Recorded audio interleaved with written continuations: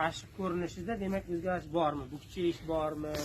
Yoki bo'lmasa uzoqroq yotyaptimi, yotganda turish qiyinlashyaptimi yoki sekin harakat qilyaptimi? Mana shu tomonlarga e'tibor berish kerak. Shu kasallik bormi, yo'qmi? Kasallik paytida travmatik perikardit bo'lgan paytda, mana bu yerdagi bo'yin tiroq venasidagi holat o'zgaradi. Bo'yin tiroq venasi bo'sadi.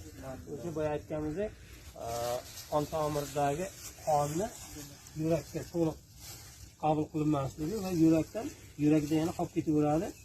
Shu hisobla qon tomir dimiqib ketaveradi. Hayvon sekin yuradi. Boyagi travmatik bo'lganda yuqoridan pastga tushiradigan paytimizda yurmaslikka harakat qiladi. Keyin ko'pincha turgan paytda hayvonda bukchayish, ikkitagi oldingi oyoqlarini unday keyin qo'yib turgan holatlar bo'ladi. Shunaqangi belgilar bo'lsa, demak gumon bo'ladigan bo'lsa, tuz sohasi u travmatik perikarditda bo'ladi. Shunday holat bo'lsa, ya'ni gumon qilinsa, demak, mana shundayda paytda zontni yuborish kerak bo'ladi. Endi buni biz gumon qilingan hayvon deb hisoblaymiz.